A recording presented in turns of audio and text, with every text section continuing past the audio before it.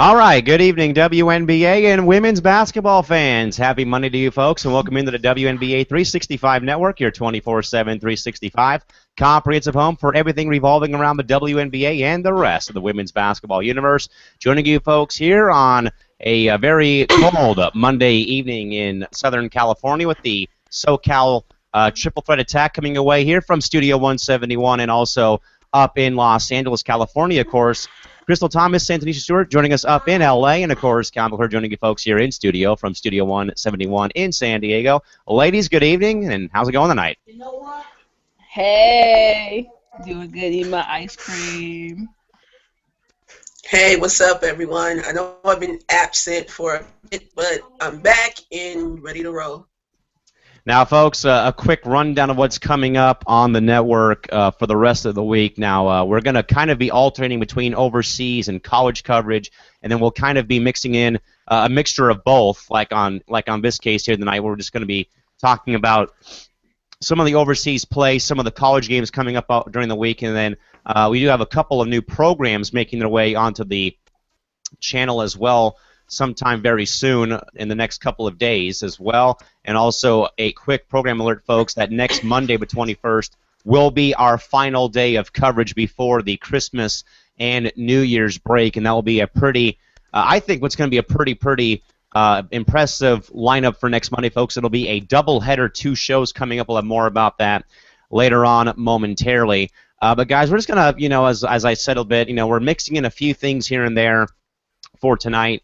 And also as well, we're going to really as well dive into more of the upcoming programming schedule as well, again, for the remainder of the week, and also for what's going to be coming up in the following next Monday. Again, folks, to reiterate again, but again, next Monday, the 21st, is our final day of shows here on the network up until the end of the holiday and New Year's break. And Shorty, obviously, we've missed a lot here over the past couple of days with yourself being gone, trying to get a few things figured out, and glad to have you back on as well. Shorty, now I want to kind of revisit what me and Crystal talked about on our last show a few days ago about, as Crystal brought up again, possible WNBA divisional play beginning as early as next season. Now, again, I had told my first-hand experience again of a league that was in a similar position as the WNBA with the Arena Football League at the time, had 12 teams last year, and had about 3 to 4 teams in each division playing each other amongst a 2-conference format, but teams across Anaheim and in Phoenix, Spokane, Washington, and Portland, Oregon was one division, and the other division was in San Jose, and I think the other 2 teams up there, and then Tampa Bay and Orlando, so on and so forth. So, Shorty, I think that you may have been probably not the biggest fan of me going crazy and hullabaloo over here about the idea, because it really got me fired up for possible divisional play. But Shorty, what would have to happen, though, in your mind for the WNBA to get this divisional format and divisional plan right the first time and not have to go back and tweak it, once seasons do come and go, in your mind, and why? I'm not sure it's just would be solely on the WNBA's part, but as far as the WNBA teams, just in my opinion, I tweeted during the last show that I don't think there's not enough teams for a division. Now, of course, you already brought up that it worked in another 12-player league, but for the WNBA's case, I don't see the reason why, it should be there. I know you brought up, the possibility of the Pacific, division being the Sparks, the Storm, and Phoenix, and the rest of the teams, but I don't see it a reason for being there. So that's just my opinion. Now, Crystal, again, sadly, with the league I brought up, folks, the Arena Football League, they lost 4 teams over the current offseason. That is now going to be an 8-team league starting this upcoming April 2nd. And now it's just going to be a 4-team conference across the way in one retrospective of a Western Conference between the team in Anaheim, the team in Arizona, Portland, and then I believe a team in Cleveland is going to be in one division or a conference. That one to happen. But again, Crystal, you brought that plan, though, the following show that we had prior to this one tonight. So again, obviously, now, as Shorty said, it may not work until there's further expansion. But, Crystal, if the W was to go to the divisional system for next year, more so as a dry run or test run or a tutorial to kind of perhaps think about the future again with the possible division play. What would you see them doing perhaps for the divisions, perhaps, if they do in fact move forward with this plan in your mind, and why? Well, one, I have to agree with Shorty. There isn't enough teams for it, but I don't even know. I don't know how they would do it. I mean, it's just it would be a cool idea, but it's just not enough teams. Sorry, my eye was itching, y'all. It's just, You're but good. it's just not enough teams to even try to imagine how the divisions were. I mean, you seem like you had it all figured out though, Callan, when you were going crazy over it. Um, but I don't. I mean, I'm not sure. I don't even know where they would put the division. I'm not sure where the line would be drawn. Yeah, no, and I agree 100%. And folks, if you saw my phony, my phony baloney Oscar Mayer baloney tweet after the show about my plan for the divisional play again with the Pacific again being the Sparks, the Mercury, and the Storm, because it's one pretty much low-key area for a division. And of course, there was Dallas, San Antonio, and Minnesota being in the Central Division of the Western Conference, and then out east was Atlanta, Chicago, and Indiana being in one, and then there was the Atlantic, which was New York, Washington, and Connecticut. But obviously, that would probably not work out. That's why I don't work in the WNBA front office, because I can't think of stuff like this. But obviously, something that I kind of put together going forward. And Crystal, as you brought though as well, we'll get your take on this, but as well with Mark Tatum and Adam Silver though, really being the spearheads now of trying to move this league in the right direction. We've talked about this, I think, a few times, especially back in early November when we were all up in LA, except for Reagan and Erica. We talked about how again Adam Silver had made those kind of negative comments about the WNBA in an ESPN W interview with Michelle Volpel, again, kind of voicing his displeasure about the league not being where it should be. How him and David Stern, they both thought it'd be a 30-team league by now with teams across every NBA or small city, perhaps, or in a NBA metro area. But, Crystal, now that Mark and Adam are really pushing new and clever ideas in regards to possible division play, and all the other things that they've been thinking of, though, is it important, though, for the fans to know that Mark and Adam are trying their best, probably, I think, even doing a better effort than David Stern to move this league in a better direction than it has been for the past soon-to-be 20 seasons in your mind? I mean, yeah, like I said last week, they said they wanted to be known that they haven't given up on the WNBA, that they're still in their search for their president, that they say they actually are doing well with that search. So I agree, in terms of them doing better than David Stern, I have to say I agree with that. At least they are still letting us WNBA fans know that they still care about the league. Not saying that David Stern didn't care about the league or didn't show that he cared, but they are doing a little bit more than what David Stern has done. Tanisha, I don't want to, point fingers at David Stern. One of the best commissioners across the pro sports world, of course, may have some personal animosity on your end because of a NBA deal that didn't go through a few years ago between the Lakers and the Hornets a few seasons ago. But in regards to that, David, again, was the front runner and the spearhead of the first women's professional sporting league, back in 1997, of course, when they all came forward. And again, obviously, David, built it up, and then, of course, it kind of got burnt down with a couple of teams that came in between Miami and Portland and other teams that came in for a very, very brief time period. And then, of course, they all folded and could not continue to progress in the WNBA. But now, Shorty, that after Adams' fallout with the article and the interview and all the negativity kind of threw at the fans and threw at the league, now that him and Mark Tatum are both, again, spearheading and, again, trying to kind of rebuild slowly what David Stern wanted for this league, soon to be 20 seasons ago, how important is it, though, that the fans know that Mark and Adam are doing their best and due diligence to build this league back up to where it probably should have been, perhaps, maybe. But what's to say, though, about the future of the league, though, in your mind, with Mark and Adam leading this trend, though, with these new ideas that they're coming up with for the 2016 season and even beyond in the future?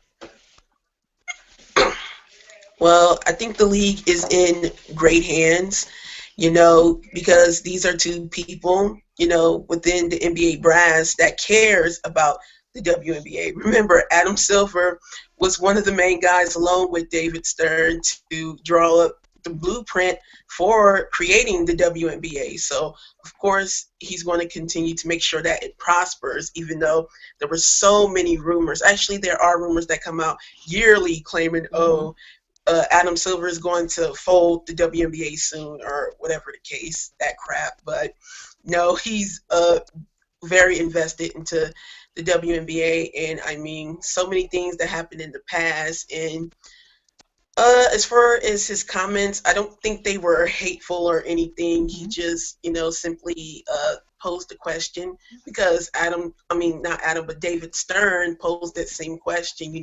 They were both hoping that the league would expand from the time where it was originally 8 teams. But of course, so many things happened, so many teams folded in, things went south. But, with the league going forward with Adam Silver and Mark Tatum, the league is definitely headed into the right direction. Now, Tanisha, going back to you again, folks, we're just kind of, talking a bit again. We're mixing in a lot of things here, but more so talking about perhaps the future for the WNBA going forward. Now, again, Shorty, this is going to be the 20th season, 20 years already of WNBA basketball beginning play next May. By the way, folks, the tentative start date right now is May 3rd, perhaps. What I've seen for the 2016 season, running May till perhaps August or September. But again, with the Olympic break though as well, we'll have a bit of a extended season because of that 2-week break period. But again, May till roughly September this year for the 2016 season. Shorty, I know that sadly there's only really 3.5 teams left over from 1997 between the Sparks, Mercury, Liberty, and of course the Stars, who were in Utah day one when the league first started. But Shorty, again, to kind of, see the growth and fall of the league, though, again, going into its 20th season, Shorty, what type of events or what type of ideas would you have for such a big, marquee, landmark season for the WNBA? And again, like I brought up, though, as well, that the WNBA has lasted longer than many other professional football leagues that came about between the USFL and the WFL and, of course, the European stint with the NFL, that it's lasted longer than a lot of other professional leagues. It's been here 20 years, Shorty. If we had like a suggestion box or a comment box about what do you want to see in 2016 for the league for this big 20th season, what would you suggest or what would you want to see as a fan for the league to do next year with again a pretty trademark year for them, again their 20th season? What would you do and why? Well, of course, there are so many things that the league can do coming into their 20th season, but just the main thing on the top of my head that I've been hearing from a lot of season ticket holders across the league is they want more fan events. And of course, not just events where you show up to the games, but like, off the court events. Yeah. Amen. So, yeah, not just on court events, but off the court events, So they just want, more events and not just the basic, meet the players and this or whatever, just more strategic and fun events that the players and the fans can participate in. And that's just the main thing. Crystal, when I was at the Stick in Phoenix during the playoff run, which is Hockey Secrets Arena where the Mercury, Suns, and Rattlers all play, they already had put up the new banner for the 20th season for the Mercury, which of course had a fired up Diana Taurasi on with a bunch of things about her resume, and of course they're coming back next year. But it did have the Mercury's 20th season logo, their 20th anniversary logo, on the very bottom part next to their phone number and the ticket hotline and the website for tickets. So of course, seeing that was like, that was kind of a, not only something cool because one of my favorite players won, but also an eye opener that again this league has survived through so many ups and downs and peaks and valleys and highlights and lowlights, and again that there's a 20th logo for a 20th season for a franchise on a banner at their home arena is something really special for this league going forward. So, Crystal, like Shuri said, of course, off the court is something, of course, that I would love to partake in as well with any franchise.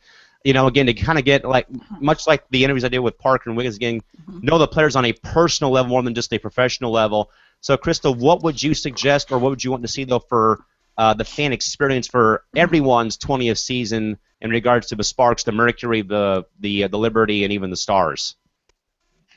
I do agree with what Shorty said. I feel like there should be some more fan interactive type of things. I would personally like there to be a barbecue because I love food and I know people love food. As we know of right now on the show.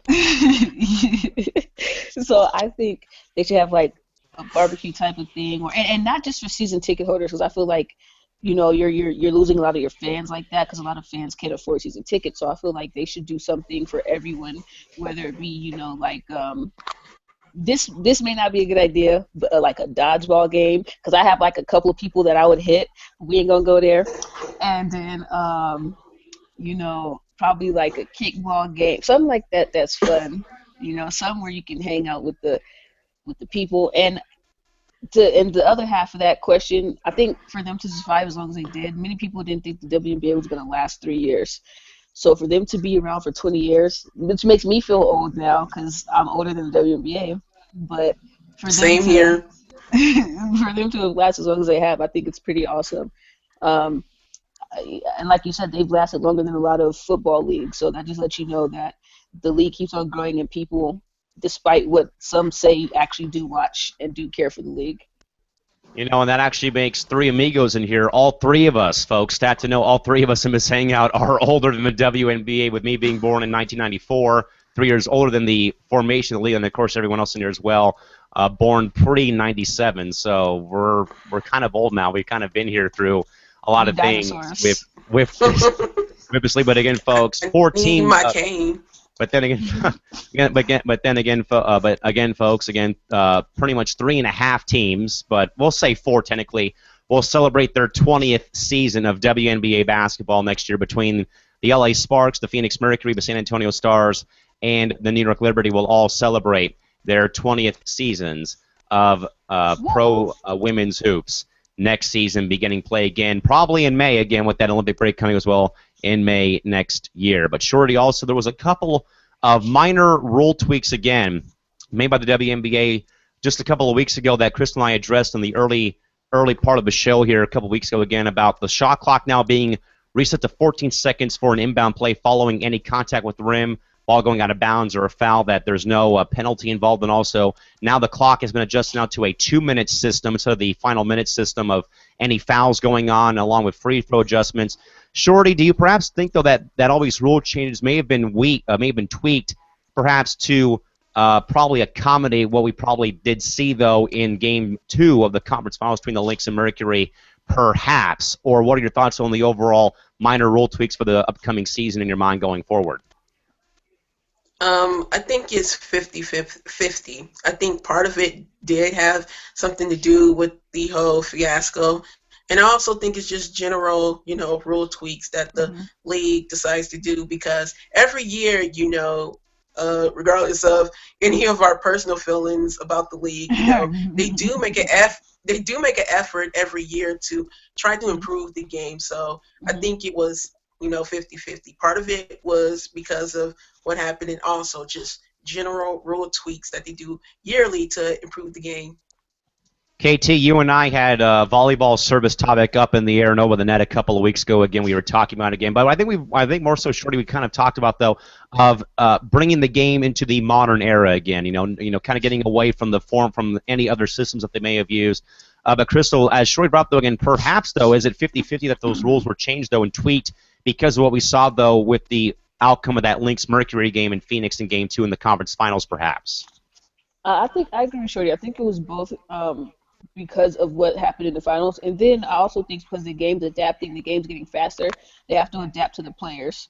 You want the league, I mean, look, we just said the league lasted 20 years. You don't last 20 years from staying the same and not adjusting anything. And I think they're also trying to make the speed the same as the NBA. And, the NBA is the older brothers of the WNBA. So, I mean, I'm cool with the rule changes as long as it improves the game. And I think that's all they're doing is trying to improve the game. Yeah, I think anytime that you can improve your product to fans watching at home or even the fans that do go to games, again, they'll like it a lot because as we said, again, you're kind of bringing the 2015, soon to be 16 format of a sport into the modern era and out of the Stone Age, basically, where, who knows what may have been going on back in those times. But again, a couple of minor rule tweaks again, folks, for the WNBA again going forward again with the shot clock now being reset to a 14-second clock following any type of possession that hits the rim for an offense team, and also now any fouls or anything that goes on the final 2 minutes will also now be fully penalized amongst the new rule changes going forward for the 2016 season. Now, of course, guys, like we do every 4 years, we have the Olympics in the middle of the season, of course, in August coming up, from August 6th to the 21st in Rio de Janeiro, Brazil. Shorty, obviously, this is something that the WNBA has done, and actually I've seen other sports as well do the Olympic break as well in regards to seasons as well with the WNBA and also the NHL when they have the Winter Olympics every 4 years as well. They'll take a full the whole month of February off and stop playing games. Shorty, in your mind, though, does it kind of help or hurt the WNBA going forward again? Or does it actually just help or hurt the league that they have that stopgap in between for the Olympic Games? Does it help or hurt in your mind, or what are your thoughts about it going forward? Well, if you want to say that the month-long break might hurt as far as the brand, then maybe. But as far as the players and things like that, the players, especially the ones that are not playing in the Olympics, it helps them a lot because it gives them that extra rest just in case, injury and things like that, and also gives them a little vacation time so they can step away from the game. Vacation. And, party up or whatnot, or work on their game or whatever the case may be. But, of course, after that, it's just really nothing they can do. The WNBA league playing time is during the summer, so it's not like the NBA where, of course, after the NBA season, then they can, play in the Olympics. But, of course, for the W is during their season, so they pretty much just have to deal with what's going on and, take it from there. Crystal, what do you think? Does it help or hurt any sporting league? And again, as I said, the NHL does the same thing when the Olympics take place in February, right in the middle of their season, towards the playoff push for their season as well, every Winter Olympic Games at least. But Crystal, in mind, does it help or hurt a sporting league to stop their play because of the Olympics during their season? In your mind, if so, why or why not? It depends. Like Shorty said, it's good for the players. It helps the players rest. It helps their bodies. They get to spend time with their bays and go on vacation and all that stuff. Get re-energized for the season. So it helps them in that aspect. And as far as the WNBA goes, it could help. It can help. It can both help and hurt. It can help because how I don't know about you guys, but there's certain sports that I don't watch unless it's the Olympics, and there's a lot of people like that. So them looking at women's basketball in the Olympics could actually help them say, hey, I want to start following these girls. What teams do they play on? So I think in that aspect it can help and hurt. It also depends on the league too. But as far as playing goes, no. Like I said, they go on their vacations and eat all the food they want, get fat, come back, and play. Hopefully they don't get fat though, because then we don't want that. But I think for some of the players it helps. Now, Shorty, I know that we all had addressed the overseas issue a couple weeks ago when we had the unfortunate events in Paris, France happen. But now, Shorty, there's also been even more. There's always more of the same stuff that we talked about as well. During the Olympics, of course, there was a lot of problems in London in 2012. Of course, they had sharpshooters on every building in downtown London. Now this year, Shorty, with the games being in Rio de Janeiro, Brazil, there's not only security problems, but also, Shorty, there is no air conditioning in the Olympic Village. Players and athletes are already complaining about that going forward. Now, Shorty, sadly, the 2014 FIFA World Cup was held in Brazil, and that was a total catastrophe for the country of Brazil. They had many problems building the stadiums for the games. A lot of them did not even have seats still installed when the tournament began. Plus, also many problems as well with workers dying on the job from crane issues as well. Shorty, going forward, I guess it's been kind of rough being an Olympic athlete or an athlete playing in the Olympic Games. Of course, you have no seats in the buildings for the soccer matches for the FIFA World Cup. Now the Olympics are coming, and of course there's already problems as well with the Olympic Village now as well with no air conditioning. So Shorty, I guess what would you kind of say about the Olympics and even the World Cup again being in Brazil, but also the problems though that countries really do face the putting on these worldwide spectacle sporting events in your mind?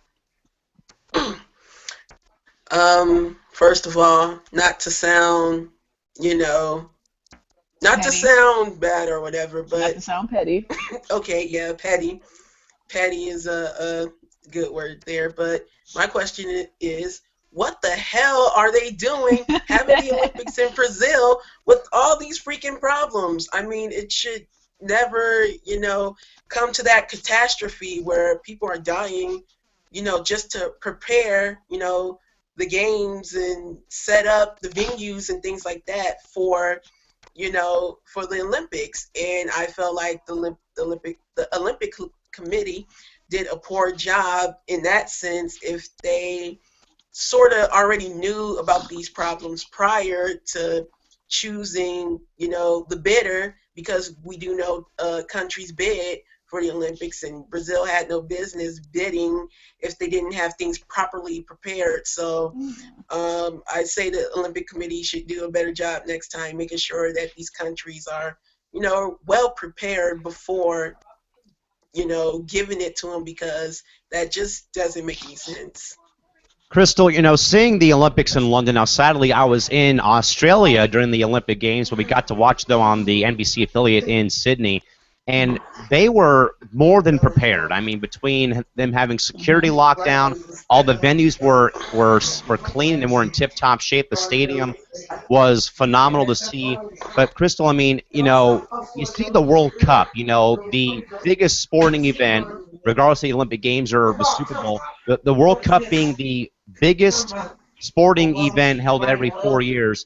In Brazil, where soccer, they live and die with soccer in the country of Brazil.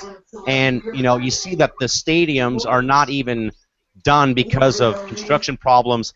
Plus, as well for the fans, no seats either in the building where, you saw people literally sitting on the concrete at these FIFA World Cup matches, and now the Olympics come. There's more problems with the stadiums, but also, Chris, more importantly, the athletes have no type of ventilation from the heat and the humidity down there. There's no air conditioning right now inside the player in athlete village. So I guess, Crystal, what I guess would you say about, perhaps going forward with future sites for the Olympics, both summer and winter, in your mind going forward? Because Shorty, I think, just almost maybe do a mic drop over here about the state of the current, the state of the current games right now in Brazil. What do you think and why? Look, in one of my favorite sayings, if you can't feed the baby, don't have the baby. Brazil is just not a very financially stable country, and like Shirley said, why would you give them the Olympics? That's I don't understand what's going on there. And then on top of that, when you said it's hot, oh, I don't like being hot. I've played in hot gyms. I will sit down. I'll be like, Coach, I can't do it. I don't like being hot. It's mad, like, especially and Brazil is like a tropical area, so it's gonna get very humid. Can you imagine just a whole bunch of humid athletes walking around? It's gonna smell like fish and chips in there. Ain't nobody got time for that. It's gonna be too hot in there. So I don't understand. I don't understand. I'm with Shorty. Like if they had all this time to get it right and get it correct, and they didn't get it correct, and then on top of that, I'm a huge basketball fan, but if I don't got no seat to sit on, I'm not sitting on concrete, mess around and give me hemorrhoids. We ain't playing that game. I need a seat, a bleacher, a bench. I need something. So I agree with Shorty. They should have gotten it together. And Brazil is a nice place, but it's not one of the most established countries financially. So I agree with Shorty. I think they probably should have picked somewhere else. They had time to choose someone else, but that's what they went with. And to reference South Park, oh my God, we killed Shorty. Well, Crystal killed Shorty, not me. She But did. I think we agree, though. I mean, I mean, I more so was very disappointed though to see the World Cup. This is a sporting event that is, that trumps the Super Bowl and trumps every other major sporting event every time it's held.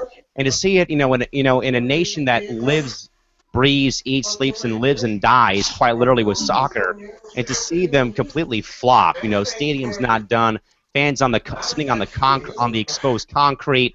at the games there. Just not the most suitable place. And then, of course, guys, well, the other controversy as well with international sports as well, Shorty, involves the U.S. women's national soccer team postponing a friendly match on their victory tour in Honolulu due to artificial turf, which has been a very big talking point as well in the women's sports world in regards to about their World Cup this past summer being held in Canada, but also on the artificial grass, and also the playing field at Aloha Stadium was not suitable to play the game. There was a lot of exposed turf that was coming up, and of course the turf burn as well, and of course.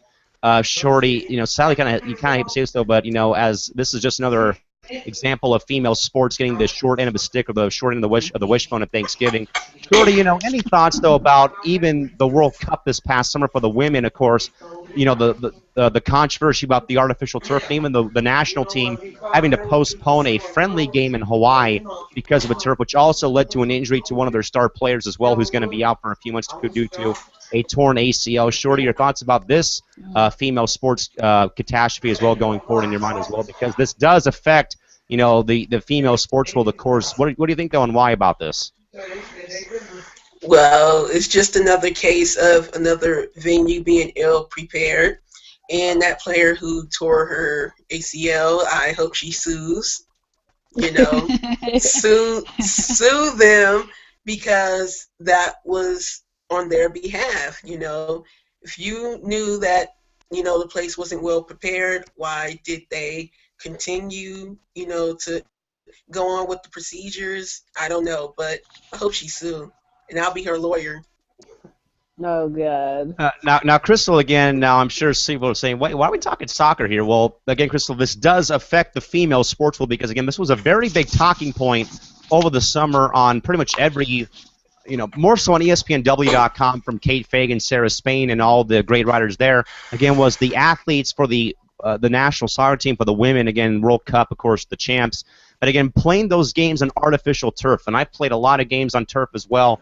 And sometimes it can be really fun or really, really bad. And I have played a lot of games in the scorching heat on that turf. And from the point of me having my cleats melt from the heat to having severe burns on my legs and my arms from diving on the turf, it is no fun. And I mean, with Megan Rapinoe tearing her ACL during training on that turf in Honolulu, of course, is just is not the best way, to have a sport played, as well. And of course, Crystal, that was a very big, big talking point for the World Cup for the women was, of course, all the games in Canada. Yeah, it may not have been as hot, but of course, it's still turf. I mean, it still can do a number. So again, Crystal, your thoughts about the other big talking point for female sports this year, which was, of course, the turf battle between the soccer federations, the FIFA World Cup for the women, playing those games on an artificial turf surface in your mind.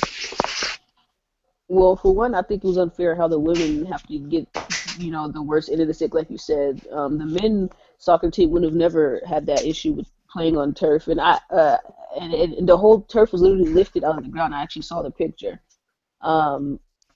It goes back to pretty much the equality of sports of women and men, and like I said, the men would have never had to deal with that. I actually applaud them for not playing there. I wouldn't have played there. When it comes, not only are they doing athletes, but they have to remember their health comes first. They're athletes that entertain, but at the same time, they still want to be able to walk away and have fun and go home like the rest of us. So I am not upset for them not choosing not to play. I would have did the same exact thing.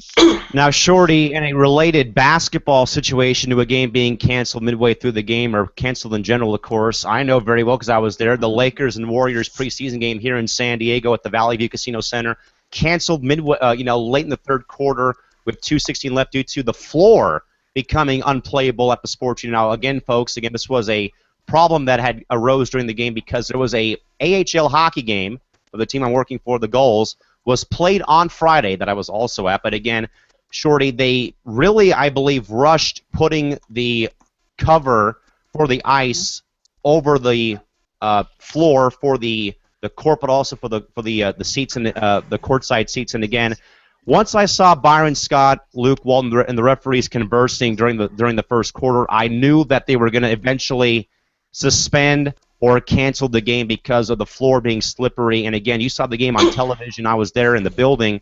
So, Shorty, now again, this isn't anything in regards to athlete equality, but again, Shorty, I think it's just bad timing.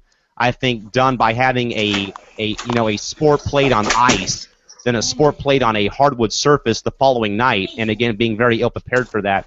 But Shorty, when you were watching that game, though, perhaps what was going through your head as you saw this transpiring in my own backyard down here in when you saw that game between the Lakers and Warriors again? Again, not really a big deal about female or male sports equality, but again, just more so about the surfaces that they've been playing on, kind of raising havoc for the athletes in your mind.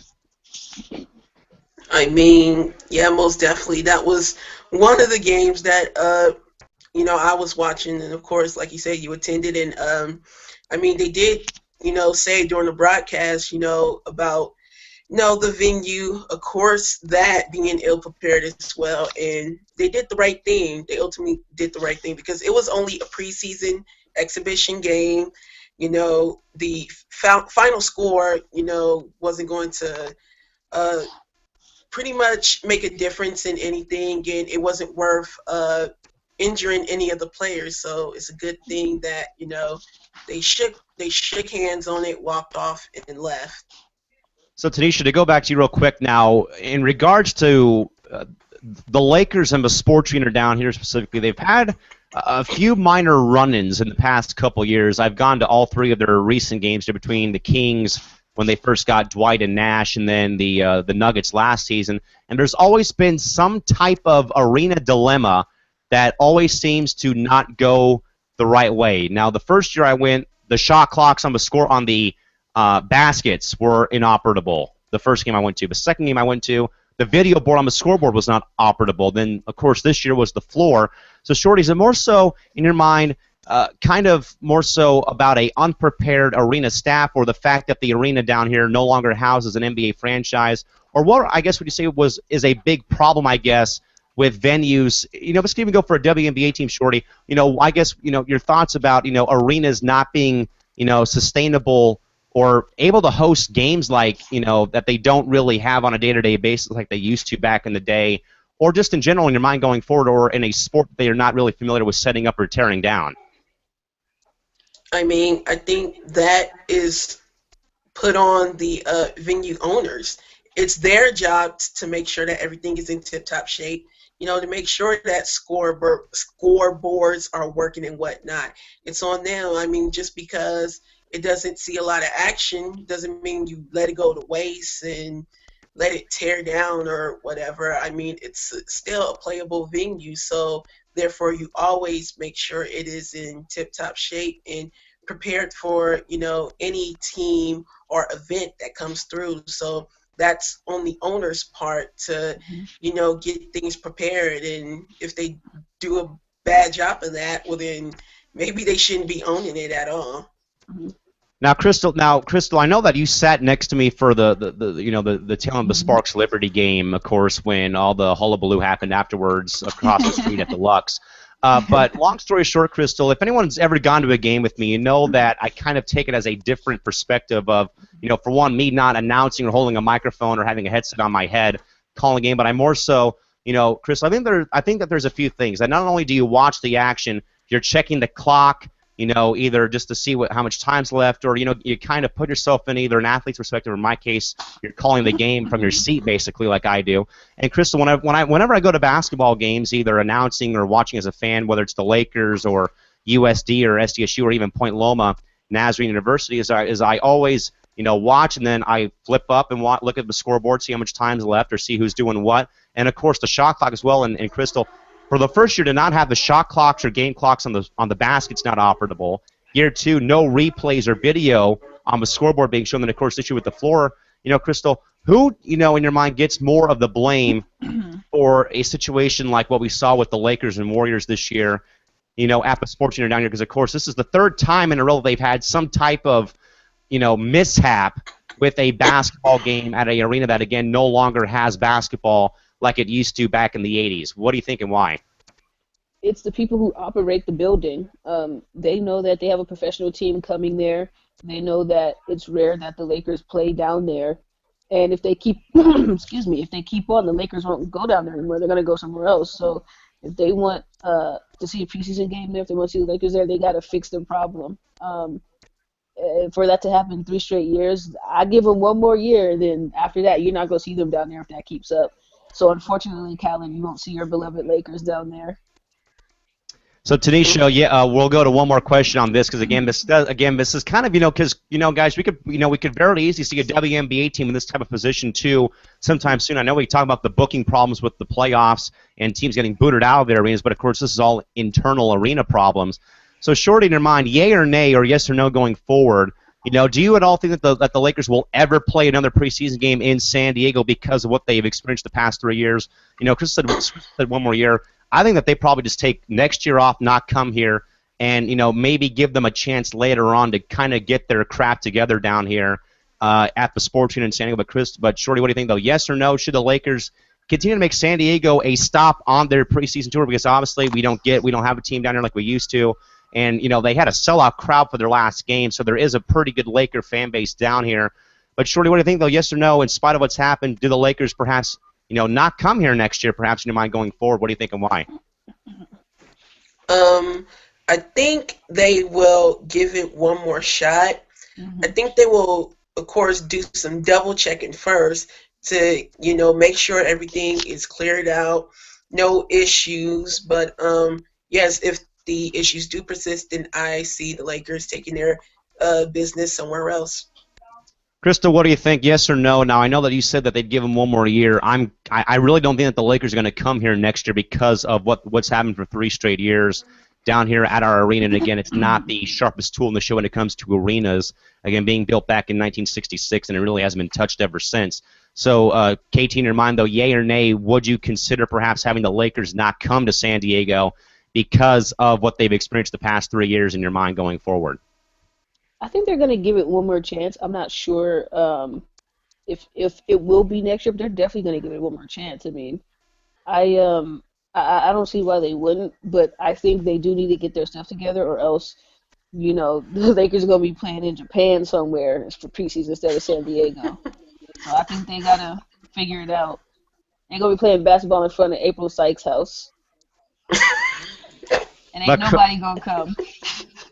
But Tanisha, now the other thing I want to get to real quick. Now I know that we can't talk to NBA folks. I apologize for that. But again, but Shorty though, kind of in the same frame though, with the first Sparks game I went to for my birthday when I turned 20, was the Sparks Mercury, of course, my birthday. But also that was during when the LA Kings were also in the Stanley Cup playoffs, because they still had the boards were still around and you could feel the chill of the ice rink from below, but that did not cause any type of problem because the Staples Center crew is probably one of the most hardest working arena crews, probably next to MSG in New York. But there was no problems there with the floor being an issue at Staples, and yes, in spite of the fact that the rink was down below. So, Shorty, I guess could you perhaps those see this happening at a WNBA game perhaps over the summer when a other tenant like the Kings with the Sparks or anywhere else, that they would have perhaps the same type of problem that the Lakers had in San Diego, perhaps in your mind going forward, perhaps, or yes or no, or why not? Well, if we are specifically talking about the LA Sparks, then no, that's not going to happen. The arena crew at Staples is always in tip-top shape. They're always on point. They're always on their job. So if we're specifically talking about the LA Sparks, then no, they wouldn't let that happen. Yeah, I mean, probably not. I mean, Crystal, it was basically a freak accident. There was a game the previous night in San Diego, then of course the Lakers played, and of course it was a hockey game. But again, Crystal, perhaps do you think though that other tenants other than the WNBA team could be affected though by a similar problem, perhaps going forward, maybe over the summer months? Do you think yes or no, or why? I mean, I would hope not, but mistakes happen. Things happen, so possibly, but I would hope not, because that was pretty dangerous. Leandro Barbosa took a nasty fall during that game, and thankfully he got up and thankfully he was okay. But hopefully no, because you don't want to see players get hurt. You don't want to see accidents like that happen. I mean, it's gonna happen because people are human, people make mistakes, and things happen. But hopefully, if it does, it's not a lot, and hopefully nobody gets hurt. Yeah, exactly. So again, folks, kind of talking about some of the problems though that are faced by pretty much every team in every sport again, with a couple of arena problems again, and even as well with the Olympic talk as well, of course, with the Olympic Games being in Brazil, and of course no air conditioning for those athletes in the Olympic Village coming up this upcoming summer as well. Going forward with the Olympics being held in August going forward as well. Now again, Shorty and Crystal. Now again, I know that we jokingly, but I think we're pretty serious again. I mean, if we're going to really do this 20th season for the WNBA, this big 20th, summer-long party right away, I know that we all said Sparks Liberty at Staples on June 21st to kind of, really celebrate the entire legacy of this league again with the first ever game being played at the Forum in Inglewood, of course, on June 21st, 97. So again, Shorty, I know that we kind of brought up about our ideas going forward again for the 20th season between player interaction off the court. Either it's a ticket member party at Dave & Buster's or at an ice rink perhaps somewhere. But Shorty, though, does it have to kind of be mandated, like you said about us not hitting catch in the hangout? Should it be mandated though that it has to be LA versus New York in the first ever league game for the season this year to kind of go back to a little blast from the past from 97? Does it have to happen? Yes or no, or why? Yes, it has to happen. You have to have the two marquee franchises with, I would say, the most historic and storied, franchises in the league, Los Angeles and New York. So that definitely has to happen. It was the first nationally televised game in the league, so most definitely it has to happen, and it should happen. So, Crystal, again, like we said about our off-season suggestion box, mine is, hey, you got to make LA, New York, the first game on the schedule has to be played, with the Sparks and Liberty on the actual date of the league starting on June 21st of 2016. Crystal, does this game absolutely have to happen? And Crystal, if not, does the WNBA kind of face scrutiny for not having, the biggest party of the summer, kind of, again, not getting the marquee attraction again of having, a very historic game played on the historic day for the league going forward in your mind? Yes or no? What do you think? I would say either LA versus New York or LA versus Phoenix, and because all these teams have pretty much been around since the league first started. LA versus New York would be cool because, like Shorty said, that was the first game that was ever the first two teams that ever played.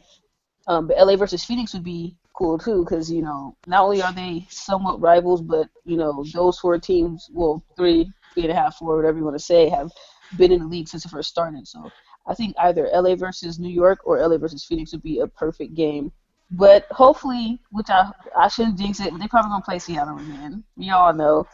They looking at the roster like, how can we make the people mad? Oh yeah, Seattle. Watch, I'm telling you. And if they really want to get down, they should play Minnesota because that game, you already know how I feel about them sometimes. But either New York or Phoenix is what I would say.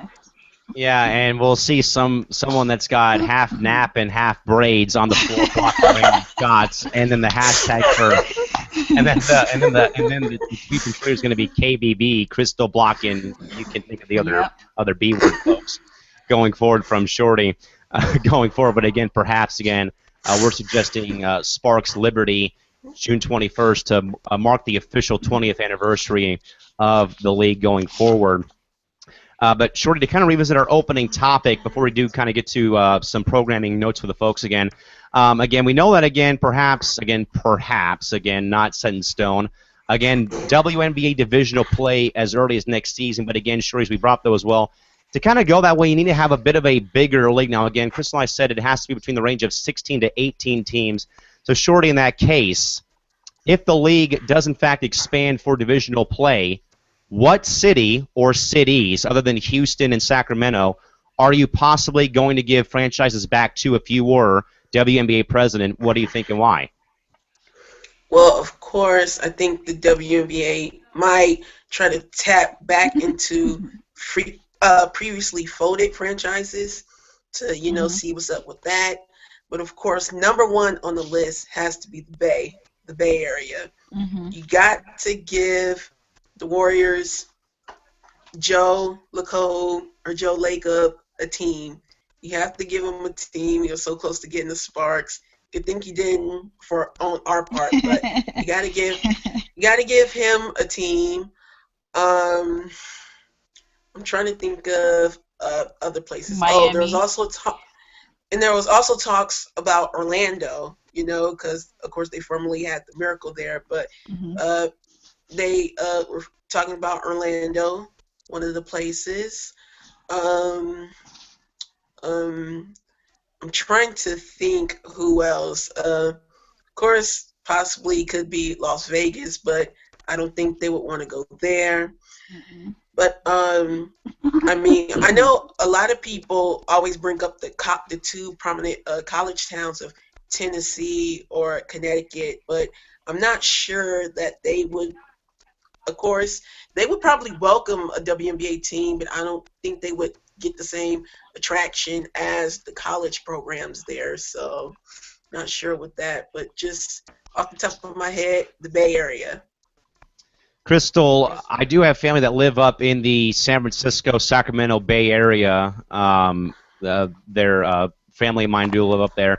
And what I've heard from them is there's been talk about Sacramento more so than Golden State because the Kings, thanks to my man, Sacramento Mayor and former son Kevin Johnson, are building a new arena in Sacramento for the Kings, which also has brought up talk about Kevin Johnson pushing for the WNBA to return to Sacramento at the new Kings Arena. And of course, as Shorty said, there is a talk though as well once the Warriors go to San Francisco and their beautiful Pierfront and Bayfront arena in 2017, that perhaps Joe Lacob would also perhaps bring in a WNBA team there. So, Crystal, if the league does decide to expand for divisional play reasons, what cities other than Houston and the Bay Area are you giving franchises to, and why? If you were WNBA president, Um, if I was a WNBA president, El Presidente, I would probably I wouldn't put a team in Vegas, and I'll tell you why. They don't want teams in Vegas due to the gambling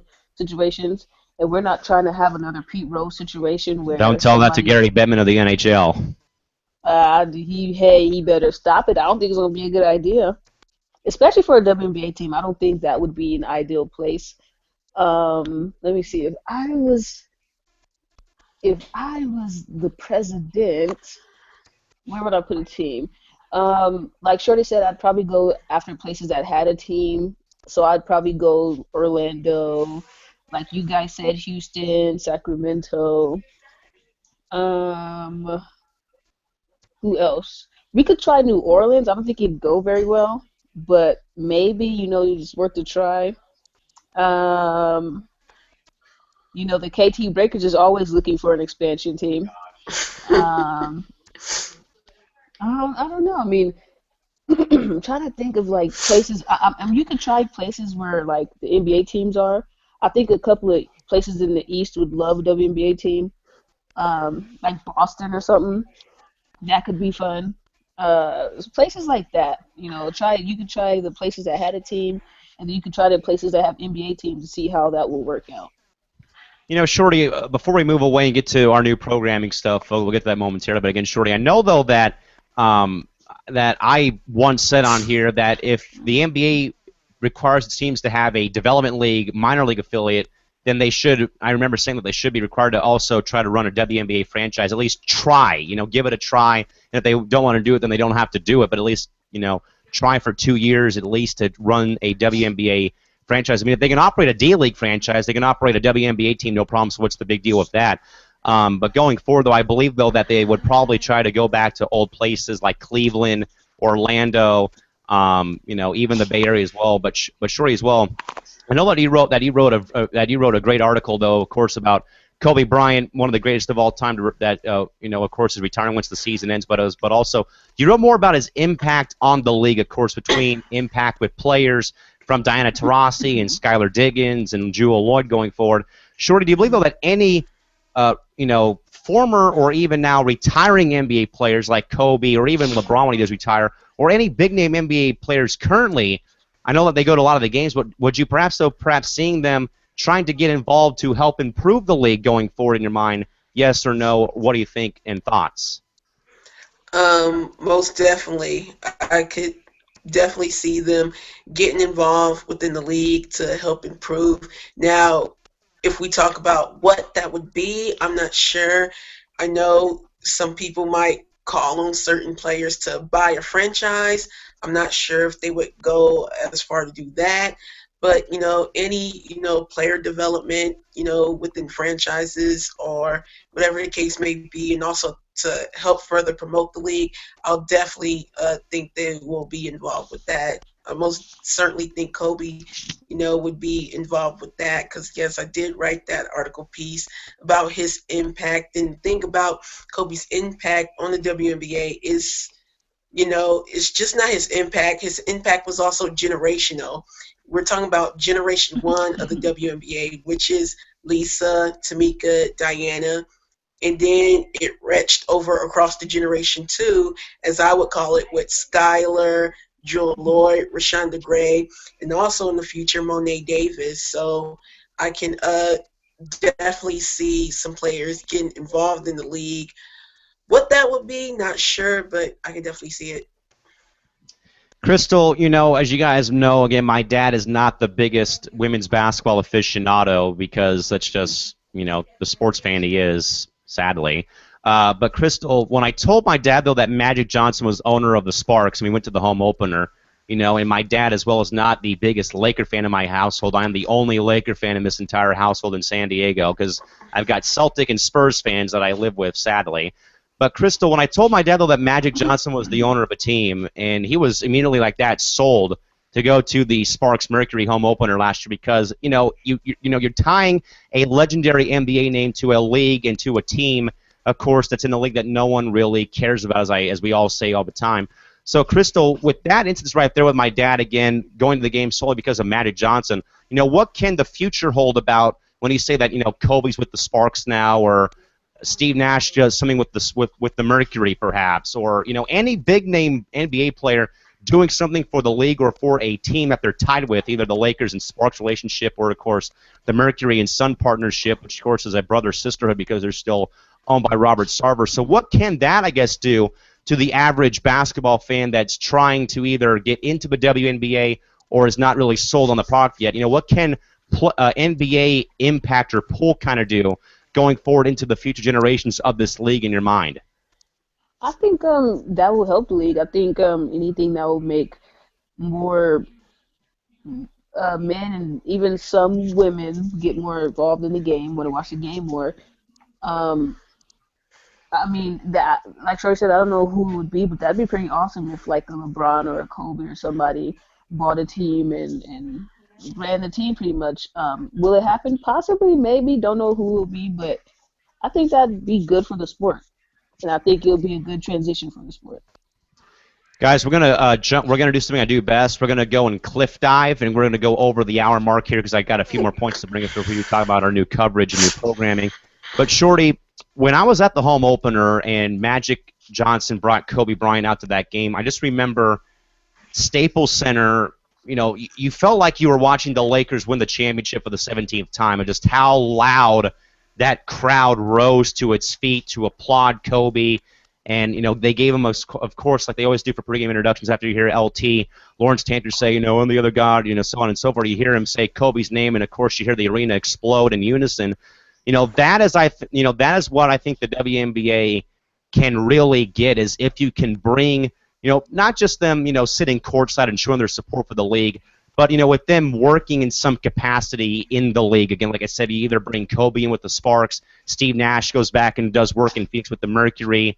If LeBron perhaps somehow gets a team to Cleveland with Dan Gilbert again, perhaps, if he goes that route again, or you bring in any marquee superstar from the NBA and put them in some, you fit them in the puzzle in some way into a team or the league's puzzle, that can really turn people on, hey, you bring Kobe to a game and you'll get a few more people that come to the game. I can remember firsthand, too, one of my friends who's a huge Kobe friend that goes to PLU, and I told her that, hey, Kobe was at the Sparks game I went to. She ended up getting tickets to the following home game and went up there just to go see it. So that's something, though, that can really, turn people on as, hey, Steve Nash is with the Mercury. Kobe's with the, is with the Sparks now, and, you can go a lot of different ways and bring a lot more people into his product going forward. I think, though, that's probably going to be the smartest thing that the WNBA does is trying to bring some more of the NBA counterparts, specifically players on the court or guys retiring like Kobe, going forward into the future as well, because guys, they can really help. Perhaps the ownership say, hey, we might want to give this WNBA thing a try going forward as well. But Crystal, going to you now, because you actually wrote another story, and again, it was kind of similar to what we had talked about a bit earlier about the entire playing service problem with the U.S. women's national soccer team, again, about pretty much almost equality, but also, Crystal, you wrote, though, more so, again, about pretty much the no look about upcoming female coaches and players not watching their products. So, Crystal, kind of address your story, because I know that you really told us about this a lot, or tell us a lot to us in the off-air hangout. So, Crystal, kind of explain, or give us your overall take, though, about what you've seen, because you've experienced this firsthand, again, players really not buying into their system or buying into their product going forward to get better for their craft and their futures. Go for it. It's all you. No, I can see. No, like I said, I can see if it's one thing. If they don't want to continue that craft and they get older, then that's no big deal. But for the ones who actually want to perfect their craft, I feel like you should watch what it is that you do. I feel like you should want to learn and get better and grow with the game. If you're not watching, you're never going to grow with the game. For example, the four quarters in college basketball now, in women's college basketball, I feel like the reason why that's there is because the people who are in charge, the NCAA and everybody who's in charge of the rules in that game, they actually watch the WNBA and they see, okay, some of these people want to go to that level, they got to play four quarters. And like one of the analysts said, I don't remember who it was, they come from high school playing four quarters, so it was a weird transition for them from going to 4 to 2 back to 4 again. So it's if you want to get better at anything, it is, and in terms of you being an announcer, you listen to certain announcers, you study certain announcers because you want to see how they do things. It's the same. Whereas a coach, you want to look at a Gina Oriema or a Pat Summitt and figure out what they did that made them so successful. You don't want to just be, and I'm about to say his name, y'all. You don't want to be Jim Couch from Pierce, who was like 2-6. I said it. You don't want to be them. And you don't want to not look at them perfect their craft, and that's why they're where they are, because they don't watch the game and they don't learn the game, and they're too stubborn and they're stuck in their ways. So I feel like if you learn the game and you perfect your game, you'll get better at it, and that's for players and coaches. Today's I'll never forget this, because once I got out of high school, I started doing public address for high school baseball at the school that my dad coaches at. I will never forget this, because this one kind of made me like Chris, like I wanted to go and like bash my head on the wall, because our pitcher had a no-hitter going, which of course is for you new folks to baseball, again, that's when a pitcher does not give up a base hit, during the course of a game, and a player that really did not watch baseball, just played the game just for the hell of it, basically, and didn't know the teams or anyone that played in the league, basically, or played in Major League Baseball, did not, make his play, and he gave up the first base hit. So my dad calls him over and said, hey, did you know that he was throwing a no-hitter? Then the kid literally said, and I quote, "What's a no-hitter?" So basically, that's the problem, though, that Crystal addressed, though, Shorty, was, again, not being smart upstairs and not watching the product that you're supposed to be watching to kind of perfect yourself. So, Shorty, obviously, I'm sure that you may or may not have played sports, though, perhaps. I don't want to speculate, so I'm just going to say yay or nay on that one. But when he did, though, catch Crystal's story, though, obviously, it kind of, really exposed, like, what you kind of see sometimes at the high school, even college level, of course, with players that don't even watch their own product going forward. So your thoughts about her story, what are they and why? Well, I definitely agree with her story, and of course, where I quickly get into things. Yeah, what a way to call out someone, KT. I'm But just saying. anyway, personally, for me, I did play basketball during the grade school level, never after the college level, but I did play during grade school, and of course, I am definitely, and I'll say it here right now, I am definitely one of the former female basketball players who, of course, I followed basketball, but not win sports, and of course, that's a whole nother show in itself that I'll possibly get into at a later date. But Another. Yes, but what she said is correct. And it is confusing now that I go back and think about, things how, a lot of these female athletes and coaches, especially the ones who do want to progress into a career of it, don't follow the sport now. It's like, what are you doing? So, no one goes into a job not knowing, Mhm. their profession and not having the skills of their profession to want to apply for it. So why would you want to go into the WNBA not knowing, how female athletes, operate, how the league operate? And of course, I personally and quickly, I will attribute this to, the grade school level, and that's because I think middle school, from elementary to middle school to high school, coaches don't really, tell their kids, about the WNBA or even to watch the WNBA. Because I will say that one of my high school coaches, and unlike Crystal, I will not put his name on blast, he didn't really tell anyone to, watch the WNBA or make sure that, we followed the women. So back then, during that time, I was fully unaware.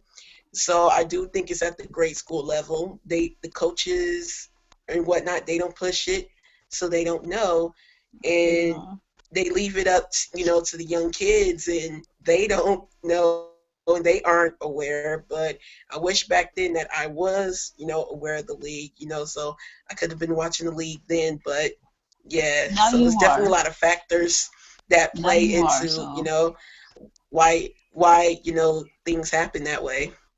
I mean, you are now. So at least you're on it. At least you know who Don Staley is, because that broke my heart. Yeah, yeah. But during grade school, I was unaware, and that's definitely because, grade school coaches, they don't tell you anything. It seemed like they're afraid of the WNBA too for some reason. And of course, guys, there was one more story published the following day after, which was written by myself, well, written by me, but it was more so again, kind of finally getting away about personal stuff. But Tanisha, of course, writing about probably one of the, like I said, it's one of the most, demanding, exhausting, tiring, really, hardcore lifestyles for someone to live, and that is, the life of a announcer more so. Because I really, don't think about, writing about my actual playing career because, that really didn't pan out very well after high school ended. But Shorty, obviously, because a lot of people, ever since I've started doing the minor league hockey games, I've been stopped more frequently, and I have longer conversations with people going forward because, this is a very significant team I'm covering now. This is, professional sports. But sure, a lot of people, though, as you guys may have saw in that story, though, they really ask, why I do it or how do I do it on a day-to-day basis. Other than it being, pride, passion, dedication, and hard work to my craft, but also it's just a lifestyle that you kind of fall into. I've been this way since I was 4 years old, for heaven's sakes. About 16, 17 years ago when I first got into the saying I want to do this as a profession. So obviously, Shorty, it probably wasn't the most well-written article because I kind of lost, my train of thought got derailed a couple times on it. But again, just more so again explaining about, how this life that I live is just like an athlete's life, because of, all the travel that you do sometimes and, the day in and day out struggle, and also I wrote as well because that was during a time, folks, when I was, when I was sick last week with my sore throat and my, my head cold is, this is something that I should write about because this is a very, very different lifestyle, and obviously as well, Shorty, between Chick Hearn, who did 3,338 consecutive Laker game broadcasts, all the way until 2002 before he had his heart surgery and he had to stop for a bit. That is including it's including family and holidays that you've missed. That includes working sick, working, all that and everything else. So I was Shorty. I'm sure it was probably not the best eye opener, but it is kind of a introduction to the life of what I do on a 24/7, 365 basis, taking the tagline from our channel. But obviously, Shorty, your thoughts about that going forward, because obviously this is a pretty demanding job, as you may know, going forward. Perhaps, what do you think?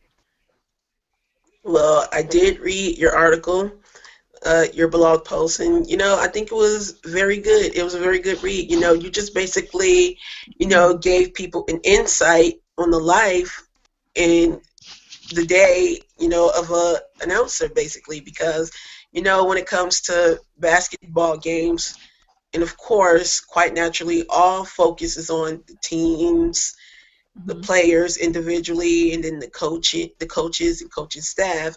But no one really peeks into what's beyond that, and not just the teams, but what goes into the life of everything that works within a sports arena. And definitely you gave an insight into the daily grind of a sports announcer, whether you have to set up equipment daily, set it up and then take it down afterwards, and long hours, working the travel and things like that. So I just think you gave, to the best of your ability, great in depth, into the life of it. And it was definitely interesting to read, because I'm not going to lie, I didn't really know much about into an announcer's, daily, threshold prior. But, you gave some insight, and it was very good to read. Crystal, you put this in perspective. I've been working since I was 16. That was 5 years ago, and I've Hmm. pretty much announced all over the country and all over the world. I've done games, of course, in San Diego. I've done games in Australia, in Hawaii, notably as well. And the life that I live is taking me to bigger and better places for either to play games or to broadcast games. And that was just a little snippet of what I go through. And of course, you guys see all the photos I take with all these media members, between Ryan Rucco and John Ireland, and some friends that I do know that work in the radio business or the TV business. And like I said, Crystal, this job is actually, it's kind of a lot. It's a lot of give and take between either feedback you get from either fans that see you after games or on social media. So you kind of give that, or you kind of take that, but then there's not a whole lot of give between the fans. Like I wrote, though, again, it's a pretty demanding but also very, very kind of unappreciated job for the people that may watch or listen to your broadcast. So Chris, when you saw the story or checked it out, I guess your thoughts about kind of stepping into my shoes for one night or for a couple minutes, and again kind of living my life a little bit with that story that I had put out there on the site.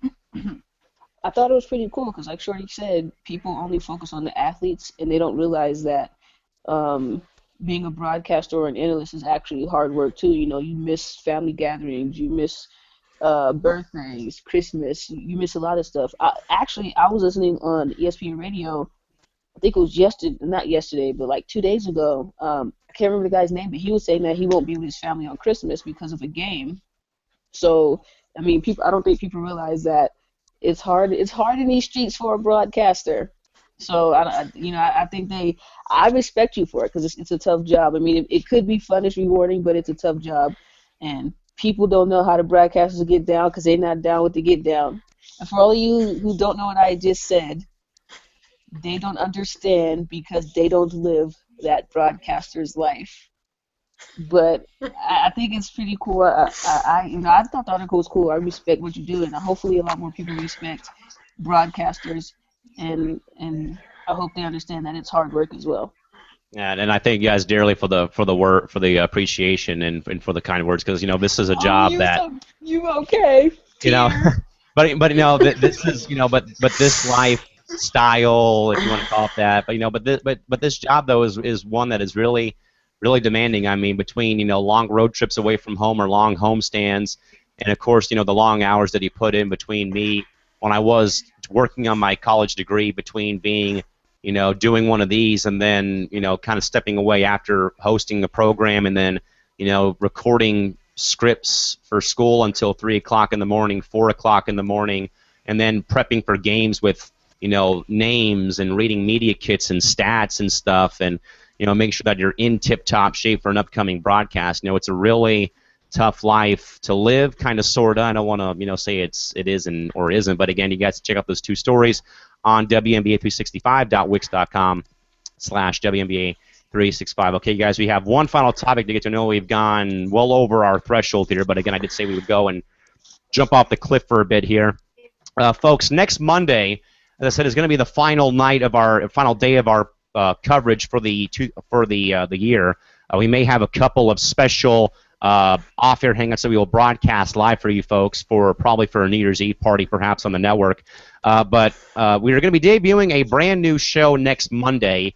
that is going to be called WNBA One-on-One. Now, folks, what's going to be happening here is actually this idea came to me a couple days ago when I was rewatching one of our shows on our old network on LAS 65, where I was where I was talking about my trip to Los Angeles back in July when I'd gone to both the Merck game and the Liberty game, and of course got to see Candace Wiggins, and I've written about that story a million times. But more so, the idea came to me to kind of, instead of you guys reading the blogs, we want you guys to read the blogs, but this is going to be kind of a extension of that, where now whenever we have something nice to share, either between what you'll see on Mondays, you'll hear from me first at 9 p.m. PST talking about Candace Wiggins further.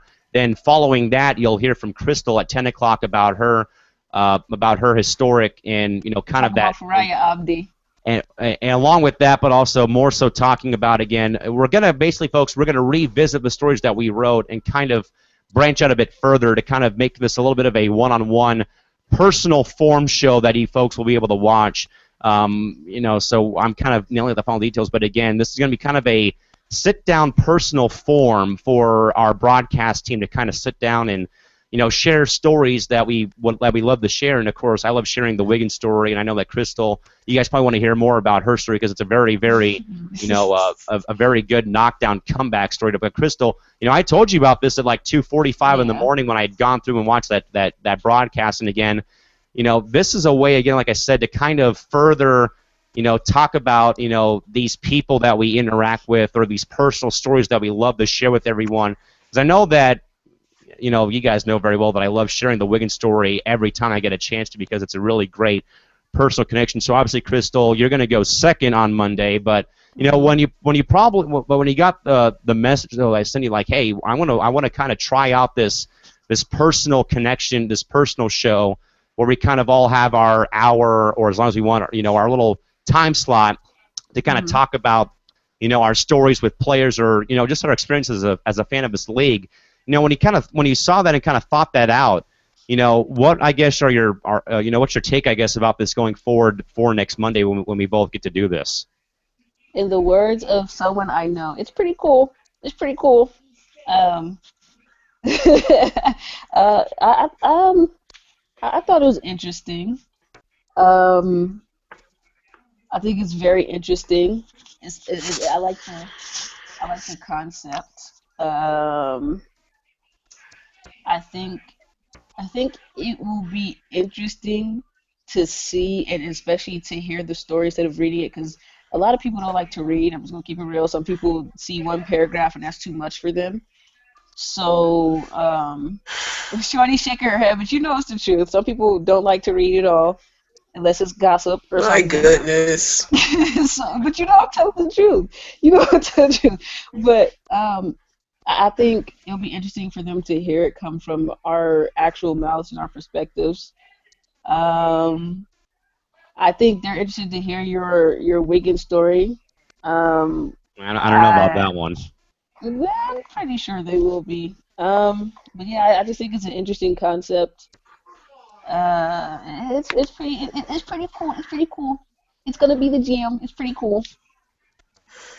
So obviously, Tanisha, this is again, we jokingly had talked to Crystal about making a 30 for 30 special on ESPN about her entire story. So this is going to kind of be a 30 for 30, but this is just going to be called WNBA One-on-One. But again, this is a chance, though, Shorty, to kind of let the viewers kind of get to know our personal side a little better, because they kind of see us here more so doing a regular kind of, like going back to the last story I talked about, kind of doing a in-studio television show, where we're all analysts and we're kind of talking about the league and the sport as a whole, but now a chance to kind of, connect with them on a personal level more so than the actual, put the serious face on and get down to business. Where again, this is kind of our soft side basically that they're going to be able to see, and eventually you'll be able to have one, and Reagan will have one probably about her connection with Skylar Diggins, and even Eric can share some of his Chicago Sky stories, and you can share the stories that he can muster up. But obviously, Shorty,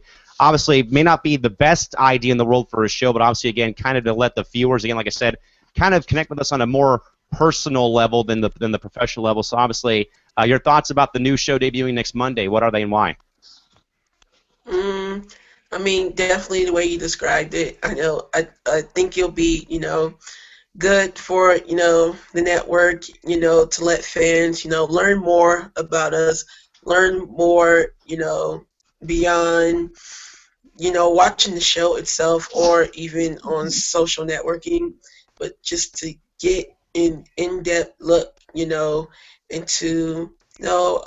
our minds, what do we think, how do we feel on certain topics. So definitely be a great idea. So again, folks, our new personal form show again, WNBA One-on-One, will debut next Monday. It's a double header. The first time we've done a double header on the network in a few months. But again, you'll be hearing from me first at 9 p.m. PST. Then you'll hear from Crystal at 10 or in the ballpark, because again, there is really no time frame on when you're supposed to end. Like tonight, we've gone 20 minutes over our ending threshold. But again, folks, that's WNBA One-on-One with myself at 9, and then Crystal will be at 10 o'clock next Monday night. But with that, though, folks, we're going to stop while we're ahead here. We've gone way past over the cliff. We'll be back with you folks tomorrow night back here for more off-season coverage. Until tomorrow night, have a safe night. Drive home safely. Thanks for stopping by and joining us, and good night. This has been the WNBA 365 Network. We are with WNBA and covering the entire WNBA and women's basketball universe. For Crystal and Tanisha up in Los Angeles, Cal McClure down here in San Diego, saying good night, and we'll see you back here tomorrow. Bye-bye.